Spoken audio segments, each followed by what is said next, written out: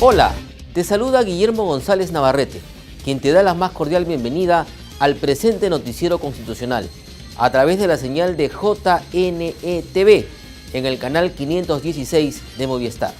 En la presente edición conoceremos las principales informaciones vinculadas al Tribunal Constitucional ocurridas en los últimos días. A continuación, nuestros titulares. Reunión de comisión especial. Presidente del Tribunal Constitucional, Ernesto Blume, afirma que miembros de la Junta Nacional de Justicia deben ser los profesionales más calificados. Respetan derecho. Ordenan pagar pensión minera completa. Habeas data. Sancionan a empresa por no responder solicitud de información.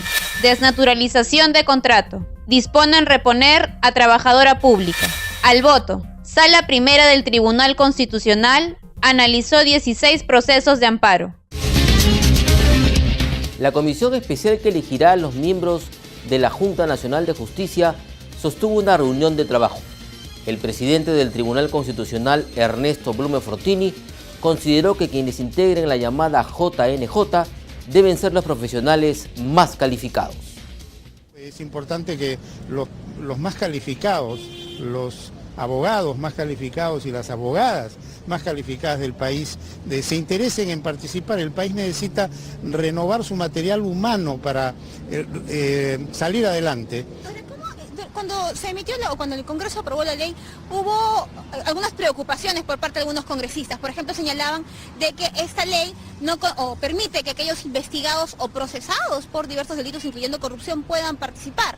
¿Ustedes van a poner algún tipo de reglamento, filtro? ¿Cómo ven ese tema? Ese es un tema que lo vamos a ver, pero no hay que olvidar que de acuerdo a la Constitución hay un derecho que todos tenemos, que es el derecho a la presunción de inocencia, y hay una obligación que todos tenemos derecho respecto a los otros, a las otras personas, que es presumir que son inocentes. Y un Estado constitucional, que es un Estado de imperio de la Constitución y de respeto a los derechos fundamentales, tiene que ser cauteloso en la defensa de los derechos que son de todos y que no tienen rostro, como es el derecho a la presunción de inocencia. Algunos abogados procesados, digamos, por casos como los cuellos blancos, por ejemplo, podrían en todo caso... Bueno, mire, yo no quiero adelantar ninguna posición, simplemente digo que quienes califiquen, objetivamente hablando, quienes tengan los méritos suficientes, son los que deben entrar. La Oficina de Normalización Previsional, ONP, deberá entregar una pensión minera completa por haberse vulnerado ese derecho, según determinó el Tribunal Constitucional. La demanda de amparo fue presentada por don Urbano Toribio Túncar, quien padece de la enfermedad profesional de neumoconiosis, contra la ONP. Sin embargo, este organismo considera que el trabajador no cumple con los requisitos necesarios para acceder a la pensión que reclama. El Tribunal Constitucional señala que según el informe de evaluación médica de incapacidades, elaborado por la Comisión Médica de Evaluación de Incapacidad del Hospital Edgardo Rebagliati Martins, se demuestra que el actor adolece de neumoconiosis con 55% de menoscabo global. Igualmente de la resolución y el cuadro de aportaciones emitidos por la ONP, se desprende que se han reconocido en total 16 años y 23 semanas de aportaciones, de las cuales 13 años y 3 meses corresponden a sus labores como minero de socavón. En tal sentido, al verificarse que don Urbano Toribio Túncar ha desarrollado sus labores en minas y que además padece la enfermedad profesional de neumoconiosis, el tribunal considera que le corresponde percibir una pensión de jubilación minera completa, de acuerdo con el artículo 6 de la Ley 25009, de jubilación de trabajadores mineros. El Tribunal Constitucional sancionó a la empresa Electro Oriente S.A. con una multa equivalente a 10 unidades de referencia procesal por no entregar una información solicitada. Esta decisión se adopta en el marco de un proceso de habeas data, promovido por Alexis Chon Ríos contra Ana Reategui Vela, Jorge Mendoza Rodríguez y Justo Rosa Zamudio, todos ellos funcionarios de la empresa Electro Oriente S.A., el mismo que el colegiado declaró infundada por mayoría. En la demanda, John Ríos solicitó información a la empresa sobre la modalidad de contratación de Suni Glenda Melgar Pobes, del Servicio de Odontología del Programa de Asistencia Médica Familiar, los recibos, los informes, actas y órdenes de conformidad, y según el demandante, recibió una respuesta evasiva y confusa. El Tribunal Constitucional solicitó a la empresa Electro Oriente S.A. que informe si durante el periodo de enero de 2009 a mayo de 2013 mantuvo relación contractual alguna con Melgar Pobes. La misma, que respondió que la servidora no tiene vínculo laboral, pues no se encuentra registrada en su planilla de remuneraciones. Sin embargo, el TC requirió una segunda información para conocer si la servidora mantuvo algún vínculo contractual laboral, civil o de otra índole con la referida empresa, información que a la fecha de la presente resolución no ha sido enviada. Por mayoría, el Tribunal Constitucional declaró fundada una demanda de amparo, interpuesta por una servidora municipal, al acreditarse la vulneración de su derecho al trabajo. El colegiado ordenó al gobierno local reponer a Elizabeth Hipa Laichi en su condición de contratada, en su mismo puesto de trabajo o en otro de igual o similar nivel, en el plazo de 2 días, bajo apercibimiento de que el juez de ejecución aplique las medidas correctivas. En la sentencia, se sostiene que si bien, conforme a la jurisprudencia del TC, las controversias relativas al personal sujeto al régimen laboral público deben ser dilucidadas en la vía del proceso contencioso administrativo. En el presente caso, la urgencia de la tutela se encuentra acreditada porque la demandante habría sido cesada al ser elegida como dirigente sindical, conforme a la documentación presentada como medio probatorio.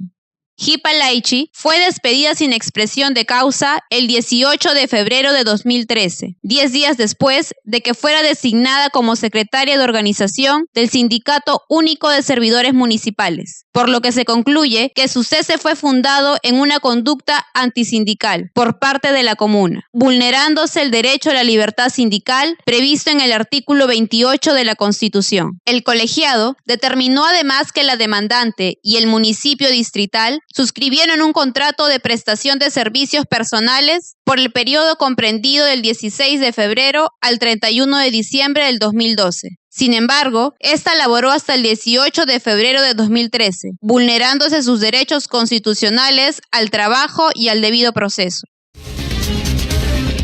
La Sala Primera del Tribunal Constitucional, presidida por el magistrado Carlos Ramos Núñez, realizó audiencia pública. Los magistrados Carlos Ramos Núñez, presidente, Marianela Ledesma Narváez y Eloy Espinosa Saldaña Barrera, escucharon a las partes y dejaron al voto 16 procesos de amparo en materia previsional, planteados en su mayoría contra la ONP. Como es de conocimiento público, por un acuerdo de pleno, el Tribunal Constitucional dispuso a mediados del año pasado la reanudación de las sesiones de audiencia de sus salas, a fin de resolver procesos en materia previsional. El conflicto de competencias es uno de los procesos constitucionales que resuelve el TC. Conozcamos un poco más a qué se refiere dicho proceso. El proceso competencial está reconocido en el artículo 202, inciso 3 de la Constitución, y en líneas muy generales, este proceso competencial sirve para resolver cierto tipo de conflictos surgidos entre cierto tipo de entidades constitucionales. Cuando hablamos de cierto tipo de conflictos, tenemos que referirnos y establecer que solo cuando surjan conflictos sobre atribuciones o competencias de entidades constitucionales específicas es que procederá un proceso competencial. El otro punto a tener en cuenta es qué tipos de sujetos pueden presentar demandas competenciales, ¿no? Y aquí hay que hacer una división de 3 tipos de sujetos. En primer lugar, los poderes del Estado, es decir, cuando hay un conflicto entre poder ejecutivo y poder legislativo o poder judicial, puede plantearse un proceso competencial. En un segundo rango también tenemos los conflictos que pueden surgir entre órganos constitucionales, es decir, aquellas entidades constitucionales que, sin ser poderes del Estado, tiene una protección constitucional similar a la de los poderes del Estado. Es decir, órganos constitucionales como el Banco Central de Reserva, el Ministerio Público, la Defensoría del Pueblo, pueden imponer demandas competenciales, ¿no?, contra otros órganos constitucionales, pero también contra otros poderes del Estado. Y en un último rango tenemos a los gobiernos locales y a los gobiernos regionales. Es decir, si existe un conflicto entre gobiernos regionales o entre gobierno regional y gobierno local, se puede interponer una demanda competencial. Ahora bien, también proceden las demandas competenciales surgidas entre el Poder Ejecutivo, como representante del gobierno nacional, y los poderes y los gobiernos regionales o locales. También pueden darse conflictos entre órganos constitucionales, como ya mencioné antes, contra poderes del Estado.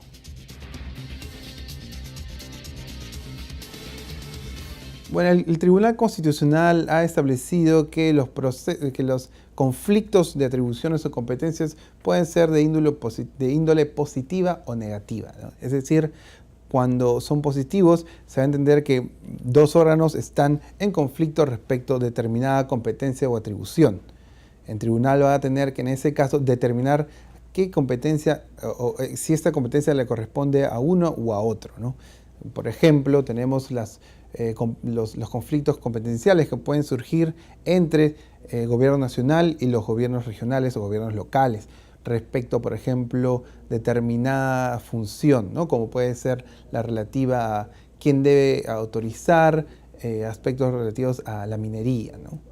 Después también tenemos los conflictos de tipo negativo. Estos son algo más extraños, raros en la jurisprudencia del Tribunal Constitucional, pero ocurren cuando son más de una entidad estatal se rehuye de determinada competencia constitucional o de determinada función constitucional, como por ejemplo el mantenimiento de determinada infraestructura.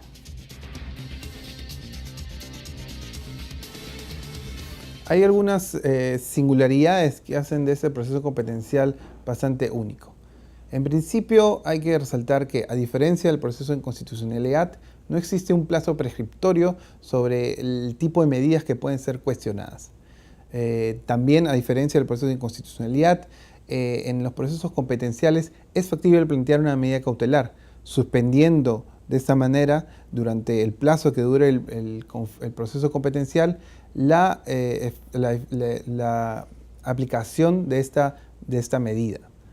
En tercer lugar, respecto a los efectos de la sentencia, ¿no? El tribunal, mediante una sentencia competencial, puede efectivamente anular una medida legislativa o administrativa, pero también puede anular los efectos generados a partir de esta medida legislativa o administrativa. Y por último, vale la pena anotar que en la jurisprudencia del Tribunal Constitucional ha avanzado la idea de que mediante los procesos competenciales es factible cuestionar, por ejemplo, sentencias emitidas por el Poder Judicial. Esto a partir de la sentencia 06 de 2006, -CC/TC, y que luego fue morigerada con la sentencia 001-2010-CC/TC.